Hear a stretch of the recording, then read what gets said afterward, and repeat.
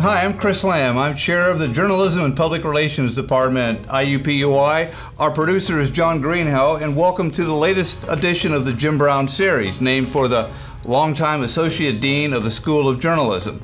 The Jim Brown series includes a current student interviewing a successful graduate of our program.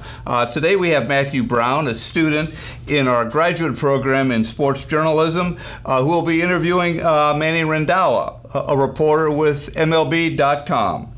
I would now like to turn things over to Matthew, and you're on. Thank you, Chris. So to start off, correct me if I'm wrong, but you graduated from the University of California, Berkeley with an undergrad degree in political science and government. Is that correct? That's right. Yeah. So basically I don't use that anymore unless someone wants to go off the rails and talk about something everyone's going to get mad about. No, I totally understand that. Just personal conversations. So can you kind of walk me through the transition? How did you go from graduating with a degree in political science and government and then transitioning all the way to Indianapolis, more specifically in the sports journalism program here at IUPUI? How did that take place? Yeah. How did that transition happen? So I was really on the law school track, and that's why I got the political science degree from Cal, and I even did a semester of law school. And it wasn't for me. I had a real big upheaval in my life at that time, and I really reflected on it. And I was doing it for the wrong reasons. I was doing it because my dad wanted me to be a lawyer, and it wasn't something that I truly wanted to do. That wasn't my passion. So I'd always been a good writer, and I had a love for baseball. I grew up in the Bay Area. I was a Giants fan, and they were really doing well at the time. And Bleacher Report was at that time. Everybody probably has heard of Bleacher Report by now, but at that time it wasn't what it is now. It was a website where you could contribute to it, and they'd get you your bylines and you would be high on Google searches basically. They figured out SEO, search engine optimization, really fast, and that's how they grew, and then they got bought by Turner. And that's why you see all their ads on TNT and TBS, and you know, in the playoff games, you see it behind the plate. You'll see Bleacher Report and all that stuff, and they're very successful. But back then, they weren't paying their writers; they were actually just having them. It was just for exposure, and I just thought I'd try it out, you know, because I just was playing around with it and just to see. And one day, and I got good feedback from that. And one day, I googled sports journalism, and sportsjournalism.org is the IUPUI, or was the IUPUI website. I'm not sure if it still is that domain, but that was the site that came up, and I was like, wow, this is interesting, and you know, applied, and you know, lo and behold, got in, and just a drastic change in my career path. But I'm glad I did it, because I'm sure I'm much happier doing what I'm doing now than I would be if I was a lawyer. So during your time at IUPUI, you had a couple articles that you wrote that kind of really stood out. One was an article you wrote during the World Baseball Classic, in which it caught the eye of some MLB.com editors, and another one was about the Manny Randhawa situation that was going on at the time, that was kind of conflicting against a Deadspin story in which one of their editors had a few choice words for you. Can you describe to me how those stories came about, the ideas, and then also kind of what you learned through writing them, and just kind of that whole experience? Yeah, so I'll start with to go in chronological order. I'll start with the Manny Randhawa one.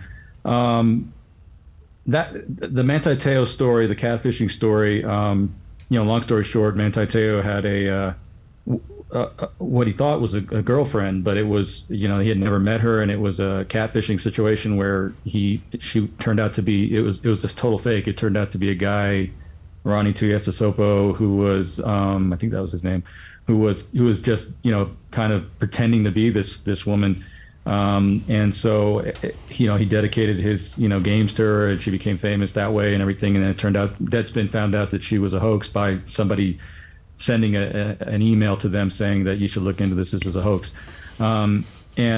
so they put out an article that said basically that this was a hoax, Manny Randhawa, and really a lot of it really centered around the innuendo, or the implication, you know, that Manny Randhawa was in on this, and that it was kind of part of it, and there was an 80% sure, you know, quote line in there about from Deadspin saying we're 80% sure that he's in on it or something like that, which is ridiculous. I mean, you can't. That's not journalism. They didn't talk to Manti Te'o. They didn't talk to Notre Dame. They didn't talk to anybody, his family. They didn't talk to anybody else. And they even admitted that they went with the story because they didn't want to get scooped. That was why. They didn't want someone else to get the story first, so they just ran it.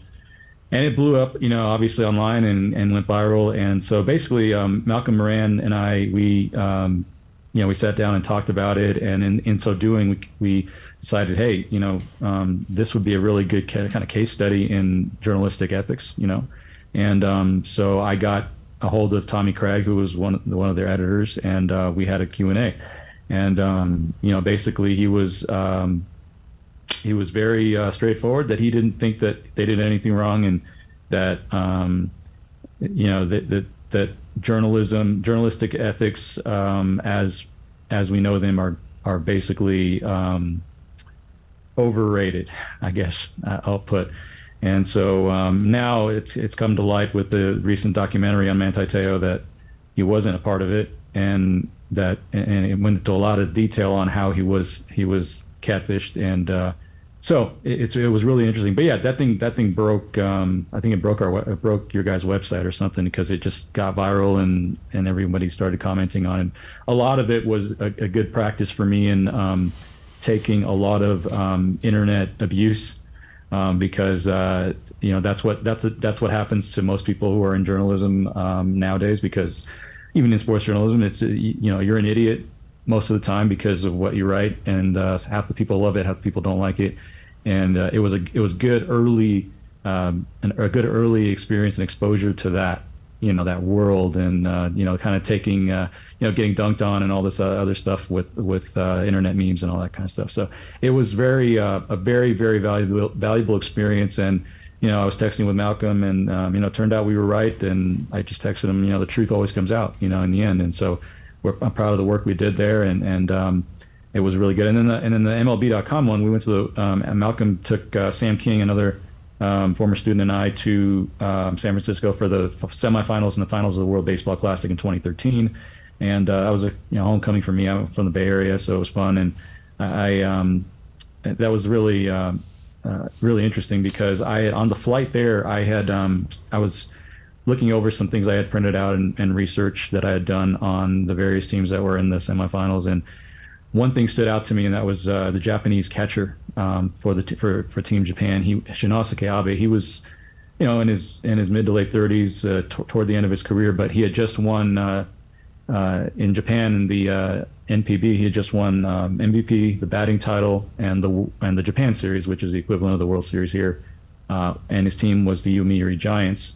And I thought, this is crazy, because it parallels Buster Posey perfectly. The catcher, he had just won the MVP, he had just won the batting title, just won the World Series, and his team was the Giants. And I thought this could be kind of something fun. So I just had it in the back of my mind. And when we got there, MLB.com was awesome, and they really said, well, we're gonna have you guys really help out, get in depth in this stuff, and so pitch stories, and I pitched that story, and they're like, sure, if you can get them, go ahead and talk to them. And so I go down, and it was nighttime batting practice at then AT&T Park, now Oracle Park, maybe another name by the time this airs, I don't know. But it was pretty cool. Abe was actually in the batting cage hitting balls into McCovey Cove out there behind the right field wall into the bay. And I found the Japanese media relations person, and she, I said, I'm with MLB.com. Here's the key in those situations. With all due respect to the school that you are with, and it's wonderful that they give you that opportunity, and it's, if it wasn't for IUPUI, there's no way I'm doing this. Tell them you're with MLB.com when you're talking to people, and that'll open some doors. But in this case, at first, she kind of looked at me suspiciously, and I thought, okay, this isn't going well. She said, you have a business card? And I was like, business card? Oh yeah, I do. And it was funny, because the day before, when I was packing, I was like, oh man, I didn't get business cards made up. And so I just did these crude cards that you can print out on cardstock, like with your own printer at home, And I ran up to the press box, I grabbed it, I came back down, and I showed it to her, really nervous. I just thought, man, this looks kind of sketchy. It doesn't look really good. It looks kind of like I made this thing up. And she's like, okay, hold on, I'll be back. And 10 or 15 minutes passed. I'm like, all right, this isn't going to happen. And but suddenly she came back with Abe and the interpreter, and I started asking him about Posey, and he started laughing, and you know that's always a good sign, because then there's some sort of humorous story or something there that you didn't even know about. And he basically told the interpreter that he had just met Posey the week before in spring training when they were at Arizona to play the Giants for a warm-up and to get ready for the World Baseball Classic, and then Posey gave him a signed bat and everything, and they talked, and so it turned out to be a great story. And you know, I basically the theme was, you know, long lost twins from the other side of the ocean, you know, and that caught the eyes of the MLB.com editors and the intern director, who knew Malcolm, and that summer he called and asked if I would be willing to take an internship in Chicago to cover the Cubs and the White Sox after the person who already had the internship had gotten a full-time job and left. So yeah, I'm thankful that, you know, it worked out the way it did, but a lot of it is, you know, I tell people, just make sure that you always remember that somebody's watching you. You may not see them, maybe through digital means in terms of what you post online and on social media and all that. But there's never a time when you're working, when you can just kind of turn it off. Your professionalism, your hard work, your work ethic, how diligent you are in reporting stories and getting angles and being creative. Have that on all the time, because even when you don't think somebody's watching, somebody is, and that's really how I got this job in the end. Yeah. Honestly, I love that story. I think it really speaks to being able to take advantage of every opportunity that comes your way, because you just never know what's gonna come of it. So right. After you wrote that story, you had the internship with the MLB.com, and now you're officially working for MLB.com.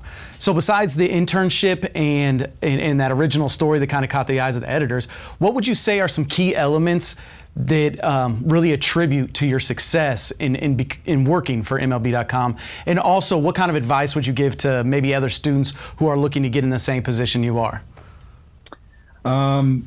Professionalism, and I think Malcolm would agree, and he instilled this in me and others. Professionalism is number one.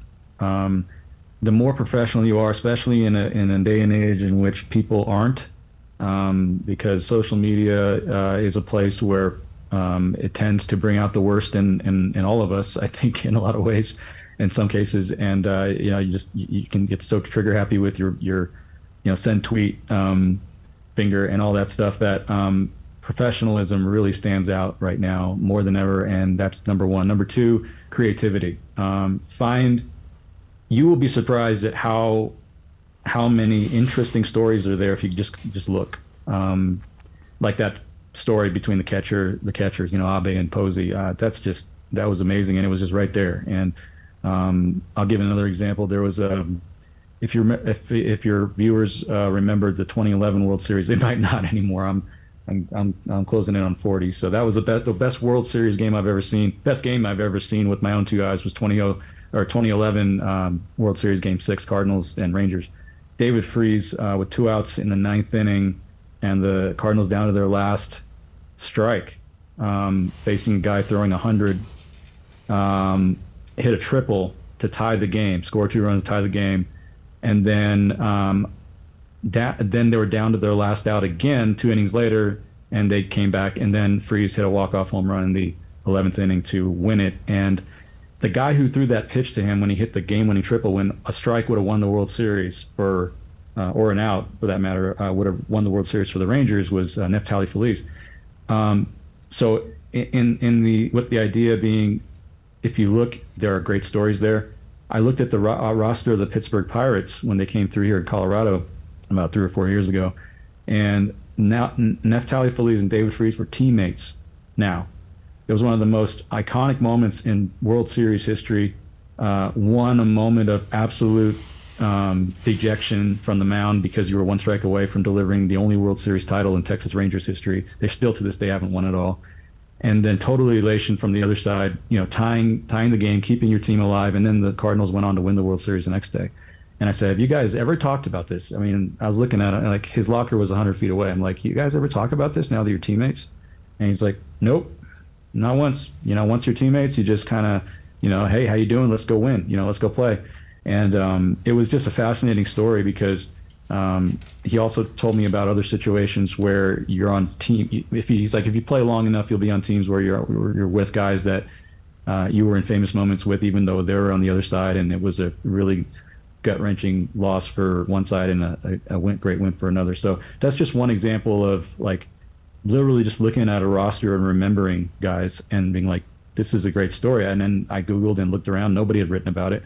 And so creativity, professionalism, creativity, and also, I guess for lack of a better term, boldness in asking questions, because if you're professional in your questions and they're fair questions, you never have to worry about the answer. Some guys will get mad, they won't answer it, either they won't answer it or they'll try to embarrass you or whatever. You know what? If your question is solid, you don't have to worry about it.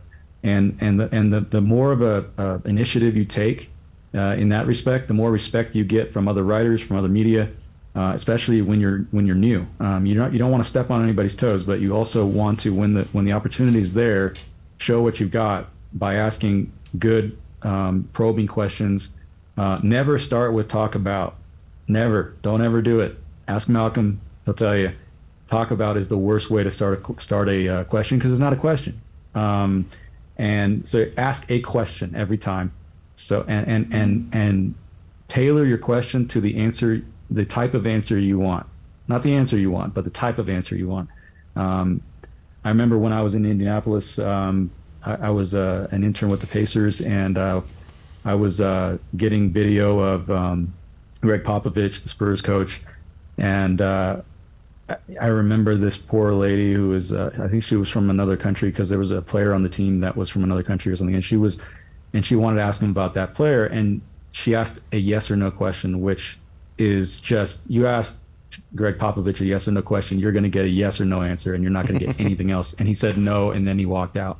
So the bottom line is that you want to think through your questions. Be ready. Don't ever be caught off guard when you're in front of a guy and you need to ask them a question, and you're just trying to figure out what to do. And sometimes, look, everything goes so quick that it's a walk-off home run, a buzzer beater, to win a game. You're down in the locker room right away. You have to be thinking on your feet. You got to be thinking on your way down. You got to be quick with it. But the more you saturate your mind in what you're doing in terms of the sport you're covering or whatever else it may be. For me, with baseball, it's easy, because I've just loved the game I've been a fan for 30 years. So watching the game for 30 years. So it's really it comes naturally. But if you have a real passion for what you're doing, or you can make it a passion, the subject matter, then you're going to have those creative ideas, and you're going to have the right questions. Manny, I really like that. I think that's some great advice. Be bold, be prepared, be professional, and be creative. I think that's some amazing advice. Now, you've achieved success thus far, but that road didn't always come easy. When I was looking at your Twitter, I saw that you've had 2 open heart surgeries, and then specifically you said, ask me about the second one. So what I want to do here is, can you tell me a little bit about your second surgery? Well, I'll tell you about both of them. First of all, I did have an open heart surgery when I was 4 years old. That was way back. And the second one was a spiritual one. I was born again as a Christian September 9, 2007. Changed my whole life. If you want to learn more about kind of that whole journey, it's on my Twitter bio at Manny on MLB. There's a link to a podcast on Sports Spectrum where they specifically ask those kinds of questions, and my story's on there. But yeah, God has done amazing works in my life. I just pulled out yesterday, it's around here somewhere, a newspaper clipping from 2010 that I was walking across the street in Sacramento, California, Roseville, California, and it had Tim Lincecum on the front, the Giants, and the Giants had just lost to the Padres again. They would go on to win the World Series that year, but they were freaking out over not having any offense. They couldn't score. And I was carrying that paper across the street, and I was like, God, that would be a really cool job to have one day. It was in a period between when I was, done with the law stuff, but trying to figure out what I wanted to do. And I didn't even really give it much thought. But hey, if you told me 12 years on that I would be doing this and have written a book on baseball and all this other stuff, I would never have believed it. So all the glory and the praises to him, because this is not something that I should never have been able to do this job. Even given my background, Indiana gave me a great opportunity because they didn't require a certain prerequisite in terms of your undergrad degree, and as long as you could cut it, it would work. And just all of the, Malcolm is a huge part of my success. I'm so thankful that he is my mentor, and I still go to him for advice. And so, yeah, that's the second one. And then the first one, yeah, all good with that one. No further problems. So all good. Okay. Well, I don't want to take up too much more of your time. I do have one quick question for you, though. What is it that you miss most about Indianapolis? Probably, I think, first of all, I miss a lot of the friends that I made there, and some of them are still there. Some of them still work with the Pacers, for example. And so I miss a lot of my friends. I miss being around Malcolm, being able to just walk into his office and chat, see the New York Times clippings and the USA Today clippings from Michael Jordan winning his third championship and all that with Malcolm Moran's byline, and just picking his brain and getting, soaking in the wisdom from there. And so really it's the people I think the most, because that's where my career began, and so it always holds a special place, because that's you don't get there without help. That's the other thing. You don't get there without help along the way. So in this business, the other thing I will say is, you don't want it to be this way, but it is. It's really who you know.